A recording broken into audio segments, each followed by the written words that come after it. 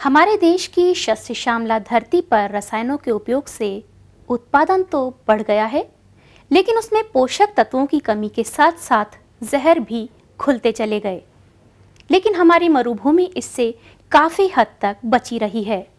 अब भी समय है कि हम रसायनों के उपयोग को कम करें और आने वाली पीढ़ी के स्वास्थ्य का ध्यान रखते हुए जैविक खेती करने का संकल्प लें।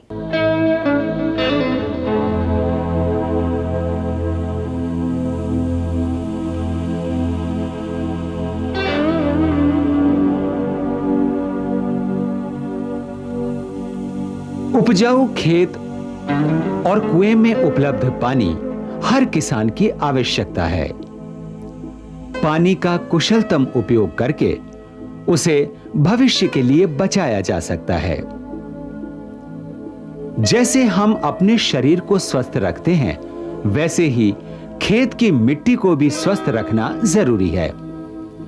कुछ सावधानियां रखते हुए किसान भाई अपने खेत की मिट्टी को उपजाऊ बनाए रख सकते हैं। झालावाड़ जिले के हुकुमचंद पाटीदार ने भी ऐसा ही बीड़ा उठाया है। इन्होंने अपने खेत में रसायनों के उपयोग को बंद किया और भूमि के स्वास्थ्य को सुधारा है। सन 2004 से पहले हम रासायनिक खेती करते थे। परंपरागत तरीके से हमारे हमारे पूर्वज जिस तरह की खेती करते आ रहे थे, हम भी उसी पैटर्न पे चल रहे थे। पैदावार उस समय बहुत धीरे सन 90 के बाद से कम होने लगी थी और राष्ट्रीय कृषि की विकास दर, हमारे खेतों की विकास दर खेती में बहुत डाउन आने लगी। उस समय 2004 में अचानक कुछ एक ऐसी घटना घटी कि जैसा ही हमने पेस्टिसाइड सोयाबीन के ऊपर डाला, और हमारा गांव पूरा प्रकृति से बहुत प्रेम करता है, तो उसमें जो सोयाबीन के ऊपर से मोरों ने, कुछ चिड़ियों ने जो उसके छिड़काव के समय जो पत्ते खाए, उससे मोर मर गए। फिर मोरों को सिवान ने खाया, वो मर गए। फिर सिवान को उड़ने वाले बाजों ने खाया, वो मर गए। तो ऐसा गांव ऐसा लगने लगा कि ये जानवरों के बिना और पक्षियों के बिना विहीन हो जाएगा। तो पूरे गांव वालों ने बैठ के ऐसा निर्णय लिया कि क्यों ना हम इस खेती को कम किया जाए। तो गांव में शाम को बैठ के गांव वालों ने चर्चा की। हमारे एक ग्राम विकास के ऊपर एक संस्था चलती है, केशव आदर्श ग्राम विकास समिति, उसके तत्वावधान में एक निर्णय लिया कि हम क्यों ना इसको कम करें। तो धीरे धीरे पूरे गांव वालों ने पेस्टिसाइड को, केमिकल फर्टिलाइज़र को कम किया। और ठीक उसी समय सन 2003 के आखिरी समय में मैं जयपुर भारतीय किसान संघ का कार्यकर्ता होने के नाते जयपुर में विधानसभा पे हमारा घेराव था। इस्तीमल जी भाई साहब मिले कार्यालय पे। उन्होंने कहा कि भाई हुक्म जी कौन सी खेती करते हो? मैंने कहा सर खेती तो जो चली आ रही है, हमारे पूर्वज करते आ रहे हैं, वही कर रहे हैं। तो क्या पूर्वज तो बगैर केमिकल की खेती करते थे, और आप कौन सी की बात कर रहे हो? मैंने कहा मैं तो रासायनिक खेती की बात कर रहा हूँ। तो उन्होंने कहा कि नहीं, ये व्यवस्था ज़्यादा लंबी नहीं चलेगी, इससे राष्ट्र हमारा नर्क बनता जा रहा है, हमारी धरती जीवाणु विहीन होती जा रही है। इसलिए हम ये चाहते हैं कि आपके फार्म पे हम ऐसी व्यवस्था देखना चाहते हैं कि प्रकृति एवं गौवंश आधारित खेती को आप बढ़ावा दें और ऐसा मॉडल तैयार करें जिसको देश और दुनिया के लोग देखने के लिए आए। तो मैंने आके फिर थोड़ा यहाँ पे आके चर्चा की इस विषय पे। तो परिवार के कुछ सदस्यों को अच्छा लगा, किसी को नहीं लगा। पिताजी ने साफ ही मना कर दिया। फिर भी थोड़ा प्रयास करके 1 हेक्टेयर में हमने इसको प्रारंभ किया। तो उसमें करीब 35 से 40% पैदावार में फर्स्ट के साल में हमारे गिरावट आई। फिर उस समय भोपाल के अंदर एक प्रकृति 2004 के नाम से एक इंटरनेशनल सेमिनार था, और झालावाड़ ज़िले से मेरे को उसमें जाने का मौका मिला। उसमें देश भर से और दुनिया भर से करीब 1960 लोग उपस्थित थे, और 4 दिन उस सेमिनार के अंदर मध्य प्रदेश गवर्नमेंट कृषि विभाग ने उसको प्रायोजित किया था, और 4 दिन तक उसमें हमें बहुत कुछ सीखने को मिला। वहाँ से हमारे झालावाड़ ज़िले के ही एक गो वैज्ञानिक है यहाँ पर रटलाई में, पंडित रेवाशंकर जी शर्मा, जो गोल्ड मेडलिस्ट हैं, और राष्ट्रपति शंकर दयाल जी शर्मा से उन्होंने बहुत पुरस्कार प्राप्त किए। उन्होंने पंचगव्य के ऊपर बहुत बड़ा एक रिसर्च किया था। तो मेरे को किसी ने उनका पता दिया, फिर मैं यहाँ आने के बाद उनके पास गया उन्होंने एक पूरा प्रोजेक्ट है ना गौवंश आधारित हमें दिया, और आप इस चीज़ का प्रयोग करें तो आपको इसमें फ़ायदा होगा। जैविक खादों के उपयोग से जमीन की भौतिक दशा सुधरती है, मिट्टी में हवा का संचार होता है, भूमि की जल धारण क्षमता बढ़ती है और उसमें लंबे समय तक नमी बनी रहती है। भूमि में रहने वाले सूक्ष्म जीवाणु सक्रिय रहकर जमीन से फसलों को पोषक तत्व उपलब्ध करवाते हैं, जिससे फसल की उत्पादकता बढ़ती है। पोषण के लिए गोबर को किस तरह से पकाना है, फिर इसमें किस तरह से वर्मी कंपोस्ट बनाना है, ये सारी व्यवस्थाएं, उसमें कुछ लिक्विड खाद के बारे में उन वैद्य जी ने हमें बताया। और हमने जब वो चालू किया तो वो जो 40% की कमी आई थी वो घट गई, मुश्किल से 10 या 5% की कमी ही रह गई। धीरे धीरे वो आशा के अनुसार या फिर हमने पूरी 100 बीघा ज़मीन को सन 2004 में पूरा 100 बीघा ज़मीन को इसके लिए चुना और हमने चालू किया। फिर 2006 में जब हम उसमें और आगे बढ़े, महाराणा प्रताप कृषि विश्वविद्यालय के वाइस चांसलर उस समय डॉक्टर शांतिलाल जी मेहता थे। उनको झालावाड़ में पता चला कि इस तरह से मानपुरा में कोई जैविक खेती कर रहे हैं, तो वो यहाँ पे पधारे। उन्होंने पूरे फार्म का 3-3.5 घंटे तक निरीक्षण किया और उन्होंने फिर ये कहा कि ऐसा कीजिए कि आप मिट्टी के कुछ नमूने आप मेरे को दीजिए, मैं यूनिवर्सिटी के अंदर इनको टेस्ट करवाऊँगा। तो 7 सैंपल हमने उन्हीं की गाड़ी में रखे। 7 दिन के बाद उन्होंने मेरे को टेलीफोन किया कि आप उदयपुर आइए। मैं उदयपुर गया। उन्होंने कहा कि देखो भाई पाटीदार जी, वैसे आपने बहुत जटिल काम हाथ में लिया है, पर हमारी धरती माँ की हालत भी ऐसी हो गई है कि जैविक कार्बन का प्रतिशत 0.8 रह चुका है, और अगर ये और 0.00 आता है तो हमारी धरती बंजर हो जाएगी।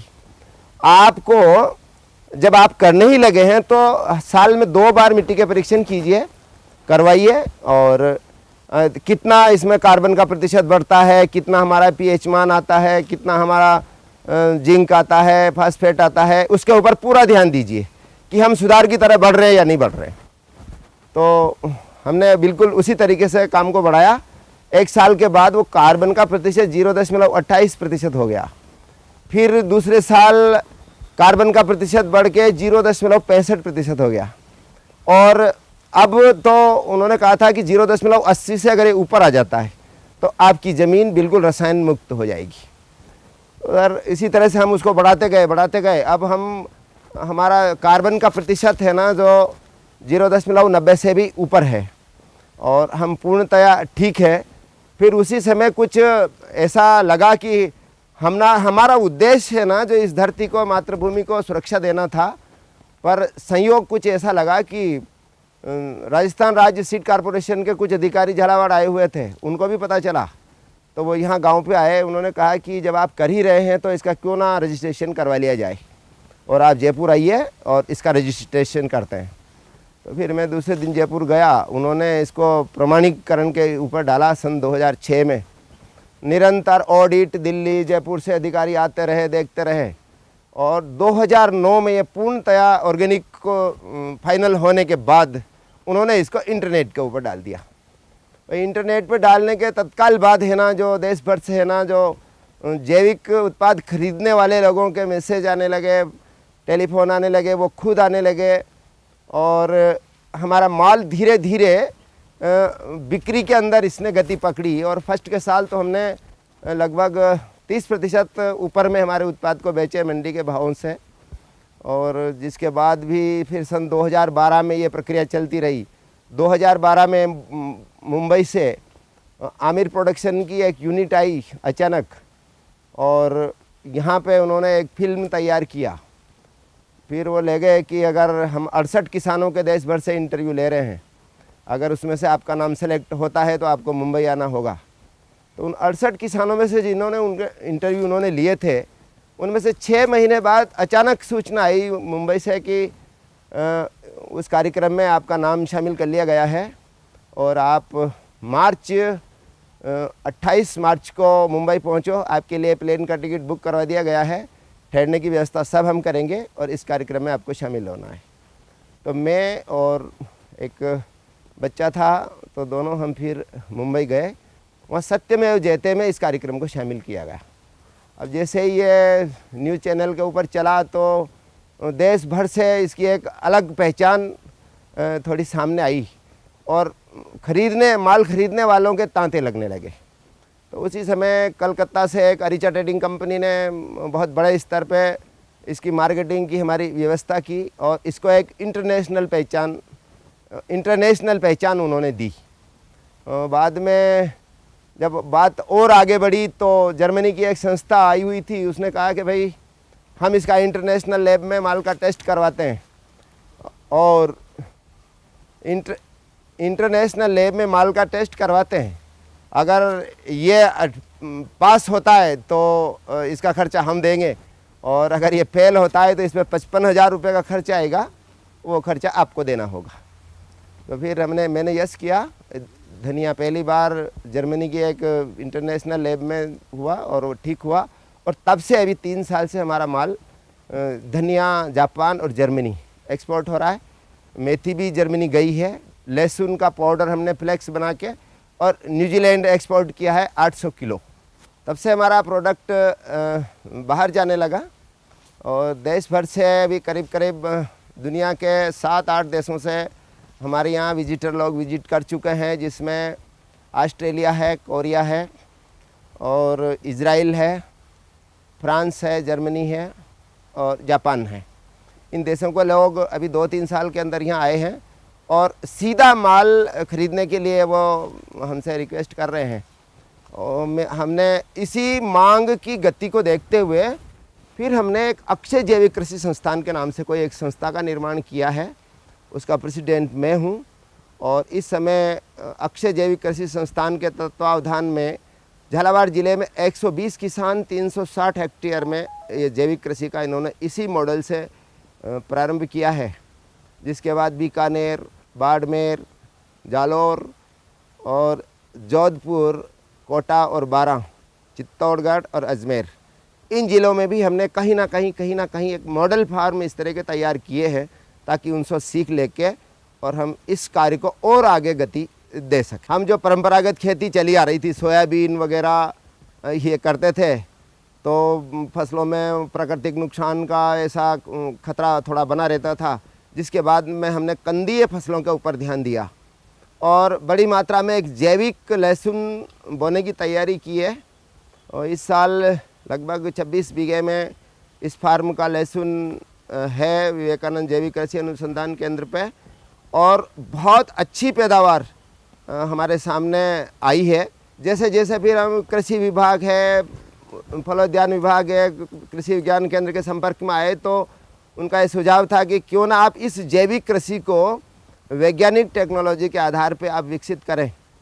तो हमने उसके साथ साथ इसके पानी की बचत के लिए ड्रिप सिस्टम का इस्तेमाल किया है और स्प्रिंकलर सिस्टम से हम इसमें पानी देते हैं।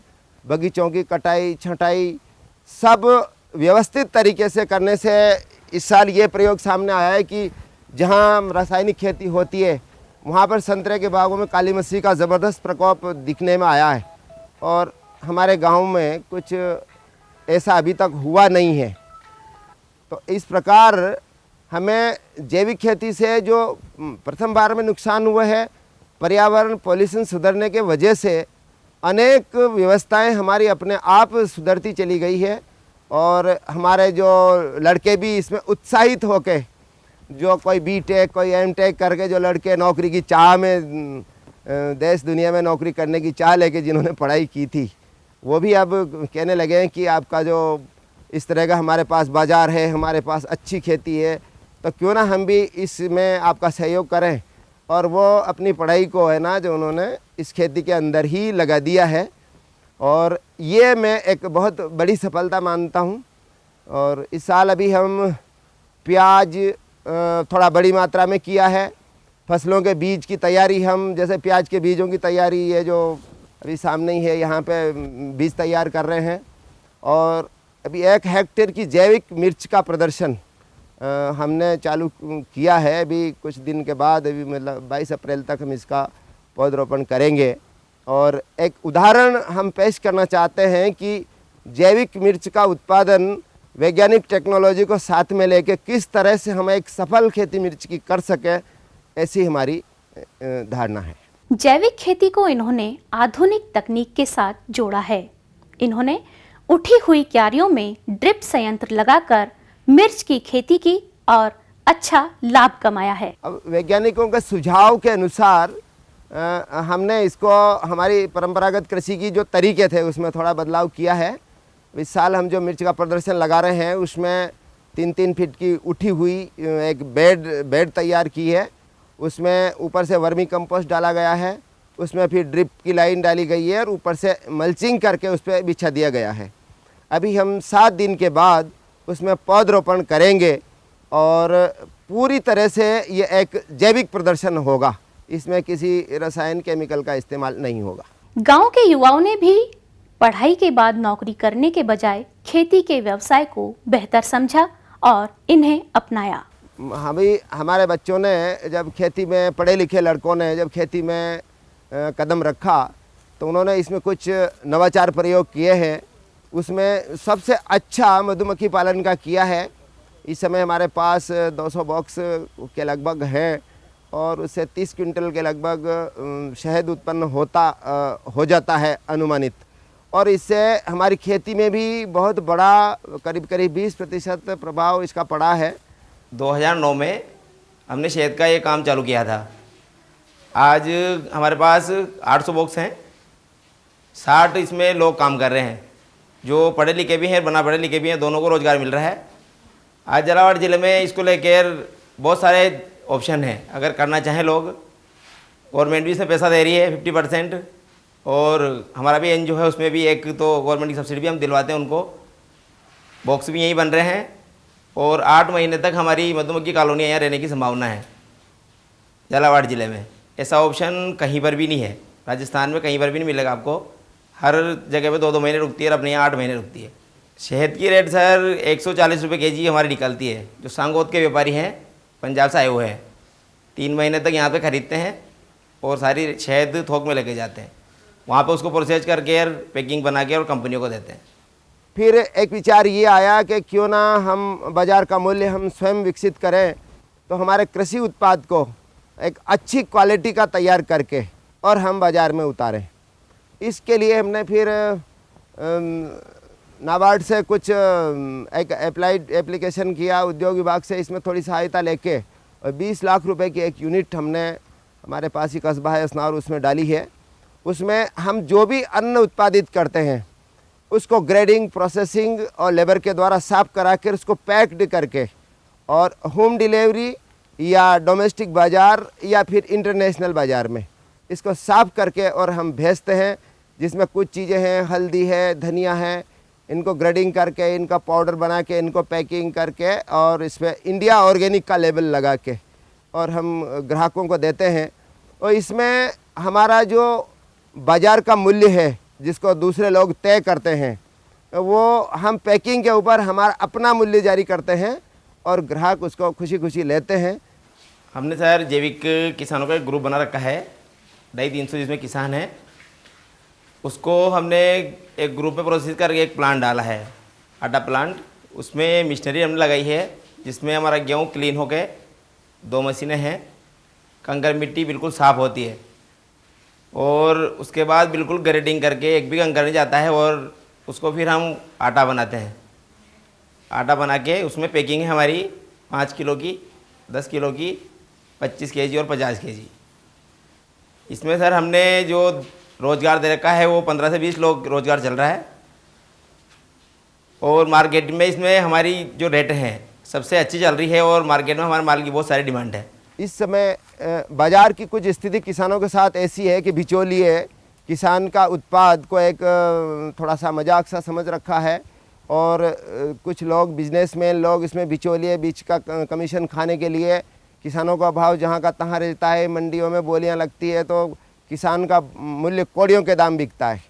इसलिए हमने एक जो ग्रुप का निर्माण किया है, उस ग्रुप के माध्यम से सारे किसानों को एक जगह एकत्रीकरण करके और इस मूल्य इसको प्रोसेसिंग करके एक क्वालिटी उसकी तैयार करके और हम बाज़ार में देंगे तो हमारा एक मैन्युफैक्चर्ड होगा और हम उस पर MRP फिक्स करके और हम किसान स्वयं अपने उत्पाद का मूल्य तय करके और अपने अधिकार को पालेगा।